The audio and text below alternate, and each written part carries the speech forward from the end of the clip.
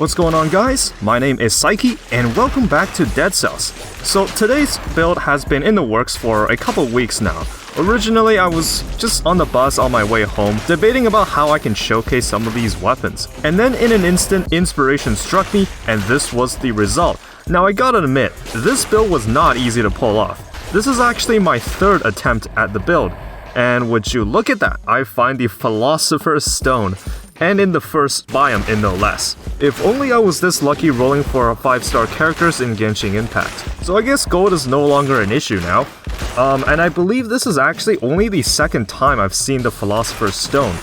I have around 200 hours in the game right now, and it goes without saying that the Philosopher's Stone is extremely rare. I know some people don't even know that it's in the game. Anyways, enough distractions for now, let's talk about the build. So I do recall that in my 2.4 tier list, I did put Snake Fangs in the S tier. Now I did get a lot of people saying, it's not really that powerful. Is it really worthy of S tier? Now the thing about Snake Fangs is that I do admit it's not very powerful in terms of pure DPS output.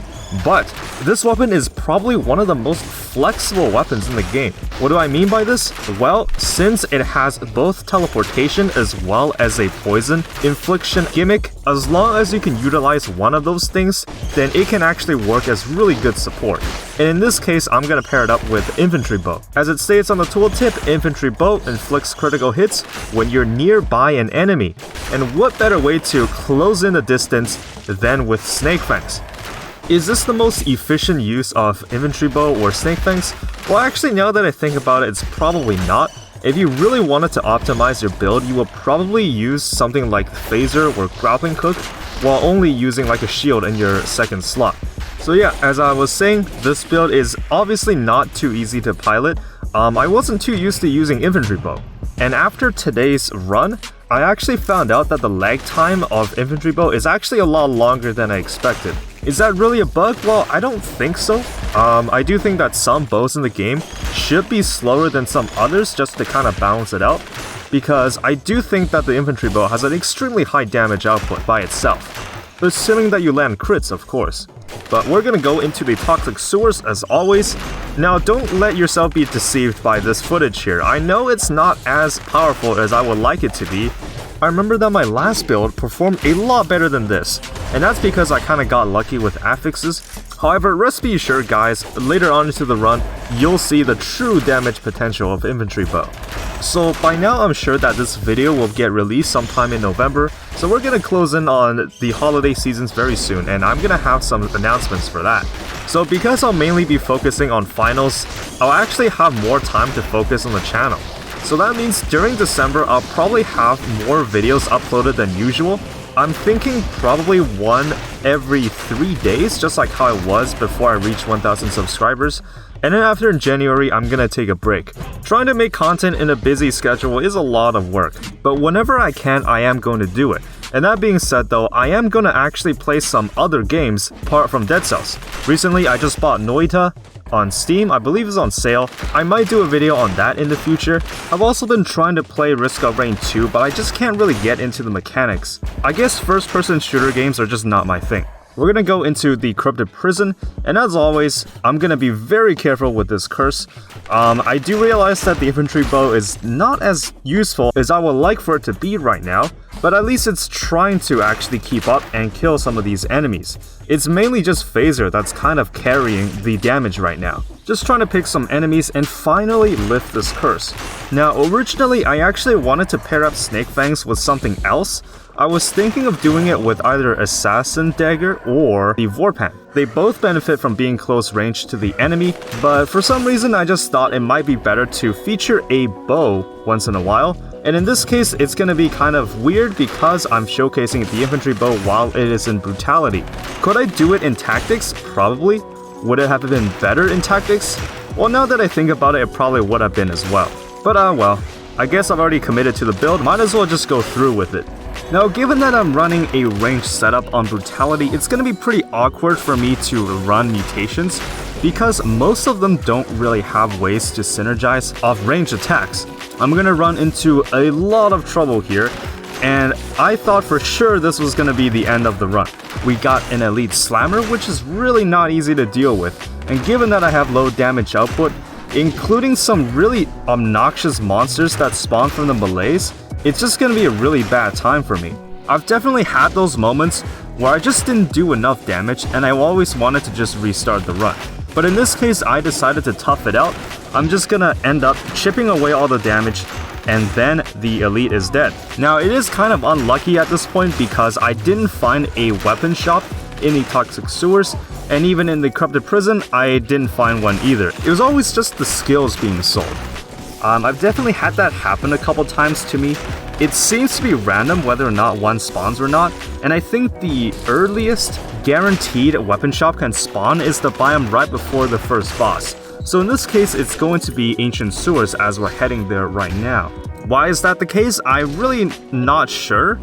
It might be different for different biomes. It seems that in the Arboretum, there is always a weapon shop, though I could be wrong about that. And then of course, some of the times I just forget that I'm running Snake Fangs instead of running a shield, because I usually do that, so I'm gonna end up taking a lot of unnecessary damage here.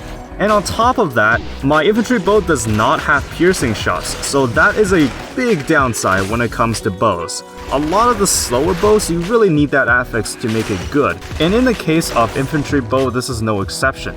I believe in the Nerves of Steel showcase, I actually waited until I found a piercing shot bow before I started the showcase, simply because the normal version just isn't quite good enough, especially when you're committing so much time into the charged shot. And even with these things that spawn the little slimes are going to be pretty annoying to deal with because the slimes can actually eat up the projectile. So I'm going to have to fire again once that happens. So I guess this is what happens when you try to run ranged on Brutality. The damage is okay, but at this point I'm just trying to find the shop. The only upside I have at this point is that I have a lot of gold, almost 100,000. But what use is gold if you have no way to spend it? And in addition, the amulet that I have actually didn't have brutality scaling, so I was finally able to find one in this biome, because for some reason all the other amulets I found always scale with either tactics or survival, which is extremely unusual. Take a lot of damage once again, it's really not going too well for me. Maybe this is the true 5 BC difficulty that you're supposed to get. Now, I debated about using a health flask again, but I just decided to tough it out. A lot of dangerous monsters in this biome. I'm gonna take some food items, and they're going to be tainted, but at this point I just didn't really care. I was finally able to get a decent infantry bow, and the damage starts to look a bit different now. If you look past all the damage I'm taking, of course. Maybe I should do a video on affixes. Some of the affixes in the game are completely game-changing and they can shake up your runs a lot, especially when it comes to these piercing shot affixes on the bows. Another video idea I've been thinking about is probably like 10 subtle changes you can do to your gameplay to help you improve, that kind of thing. I know I've been doing a lot of tutorials over the course of this year, and while I don't really have too much to talk about, I can actually improve on some of my earlier ones. Those tutorials are not actually completely scripted. I usually go on tangent about them once in a while. They just have like a couple different bullet points that I like to go through and I kind of elaborate on my own. And this of course is to just help test myself how well I can commentate. This is useful because I actually want to do some video essay types of videos in the future. As my channel gets bigger, I do want to kind of start going into other topics too. Who knows, maybe this will actually become my career in the future. Either way, we're done with Ancient Sewers, let's fight Conjunctivius. Now, in my first ever Snake Fangs showcase run, I proved to everyone just how effective Snake Fangs is in this fight. Because if you actually just keep attacking with the Snake Fangs, you just keep teleporting to Conjunctivius, and there's no way you can lose out on damage. So in this case, while I debated about using Snake Fangs at all, as I really wanted to showcase the infantry bow, I might as well just start using Snake Fangs as a main weapon. And as you saw there, it was just really effective. Now dealing with these tentacles are going to be kind of annoying, grab them with the hooks and get it with the infantry bow. But right after this phase ends, I'm just going to keep using Snake Fangs. It's just really good. And while it doesn't do as damage as I would like it to be, the constant chip damage from the poison is still a lot, and it starts to add up. We're gonna enter the second tentacle phase now. Now I kind of wish I didn't put a turret in the middle there because it gets distracted and it kind of interrupts the pace I want the fight to go. And given that I don't have a shield, I am gonna have to dodge at the right timings so I don't waste the dodge roll. Now I did get rid of the grenade. Now come to think of it, that might not have been the best choice because now I don't have a way to get my arrows back. I've talked about some people about this, but the ammo mutation in the game is not actually that helpful.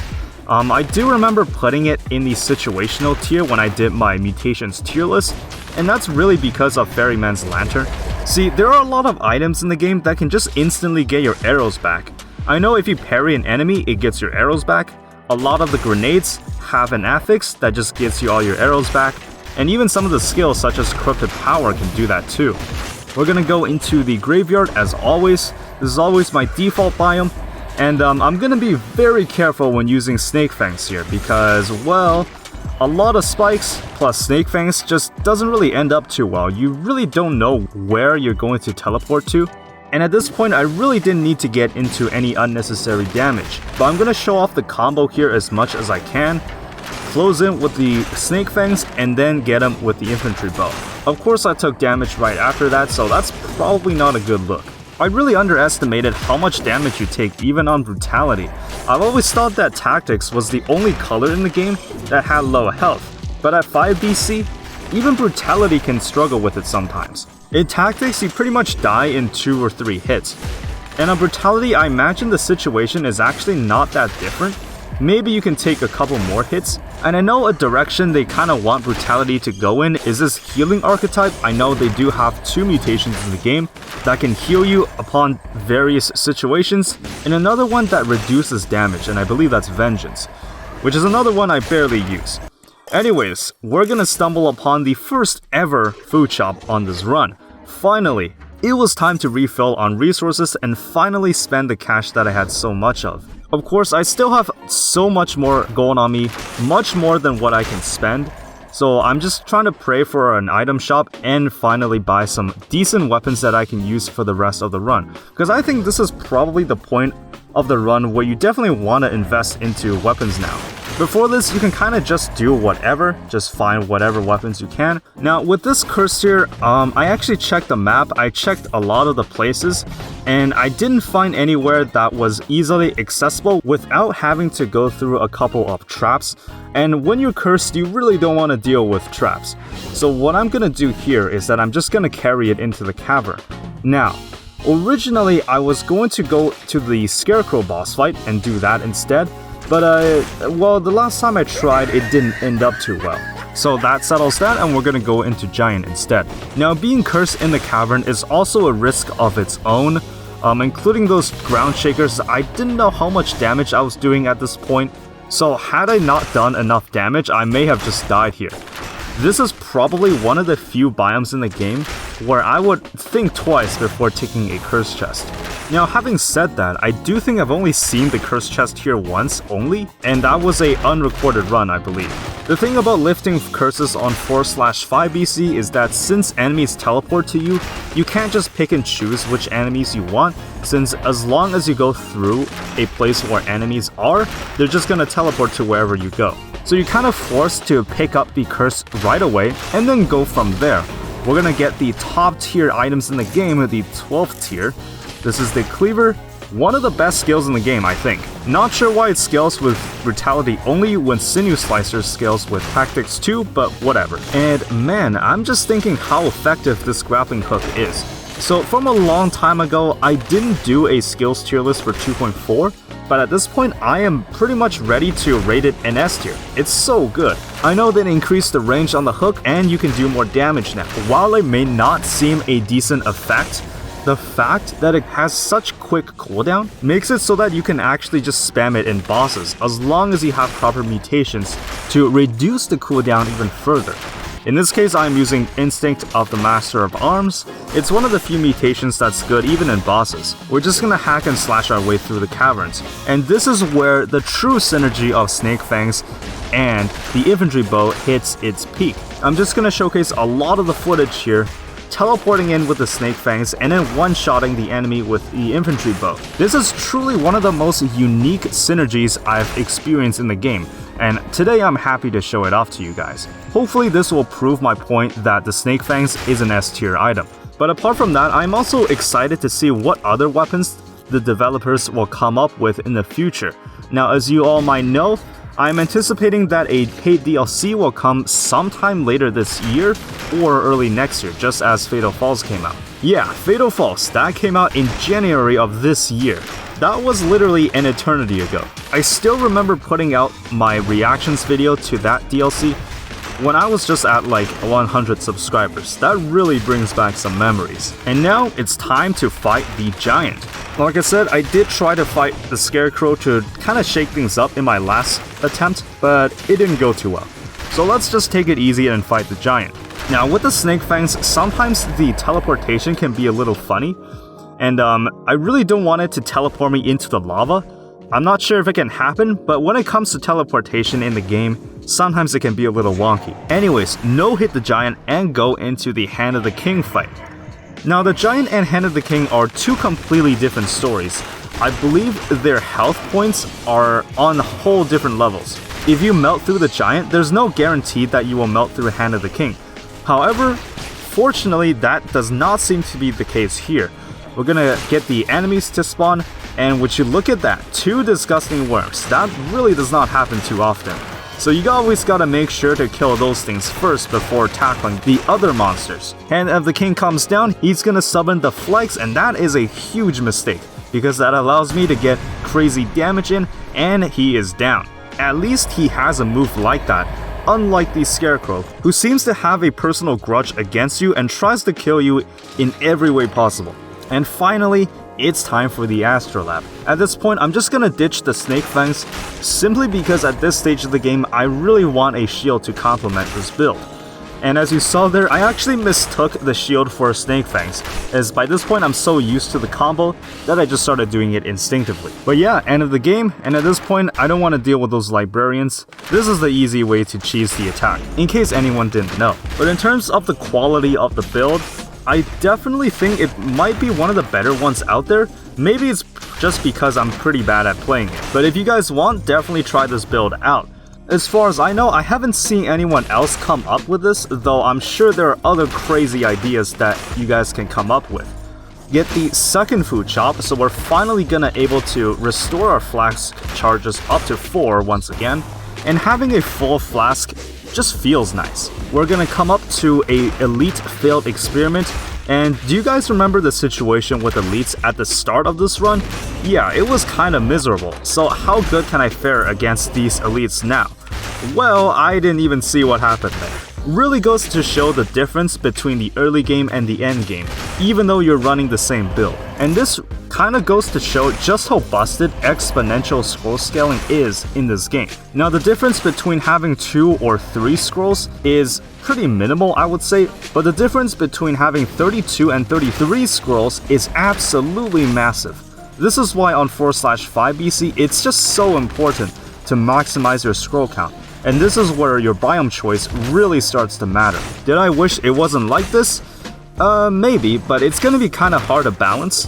If you made it so that every scroll gives you a flat damage increase, that might smooth out the pace of the game a little bit, but I'm not sure how well that's gonna translate since we don't know what it's like yet. We're just gonna climb up the tower as always, sneak some parries in here and there. Oh, how I miss this mechanic. Parry is just really good. Possibly one of my favorite mechanics in Dead Cells. In all the games I play, it's just so satisfying to do that. I know it's possible in Sekiro, that's probably one of the best action games I've played. Hardest boss in that game was no doubt Miss Noble. I just could not beat his 5th phase. And the Collector in comparison to that, just seems really easy. Speaking of which, we're gonna fight him right now. So let's see how well this build can hold up against Collector. So he does the tornado thing, but for some reason I mess up the timing. That one always seems a little wonky to me. Sometimes I just straight up fail the parry, though I know exactly when you're supposed to do it. And yeah, that time I did not fail it. I really don't know what's up with that. Luckily, it doesn't do as much damage as some of his other attacks, so it's not too bad. I thought I was gonna be able to get some more damage in, but unfortunately gonna get teleported to the first enemy room. Now, if you knew that the build was really busted, he will actually heal 2 times in the first chamber. But I guess that's not really the case here. Now, if it was possible, I can probably just do this fight with just a shield, though it is going to take a while. I'm not even sure what happens in the fight if you just take way too long. I know in terms of the spinning ballroom, you can have up to 3 different spinning balls in there. But I wonder if you just stay in this fight for as long as you can, he will just keep adding them on and on. That would be kind of hilarious now that I think about it. Anyways, he does the 3rd heal, and thankfully he's just standing on the trap, so it's less work for me. We're gonna save up the cooldown on the cleaver because that's what I usually do. Collector is almost dead by now. We're just gonna dodge some of his old attacks that we've seen a lot already. And finally he comes out with the ground slam attack. I thought he was never gonna do it. Sometimes he just spams that attack on me, but thankfully today that was not the case. Was this the best build in the game? I probably don't think so, but it was a really interesting synergy that I just came up with and I wanted to share it with you guys. Of course I get hit in the last second, but we're just gonna one-shot him with the final shot of Infantry bow. Collector is down. It was a really interesting idea that I had, and I wanted to put to the test whether or not it could actually work. And to my surprise, it did. Hopefully you guys enjoyed this very unique synergy, and hopefully that motivated you to try out Infantry bow for yourself. Anyways, thank you all for watching, and I'll see you all next time.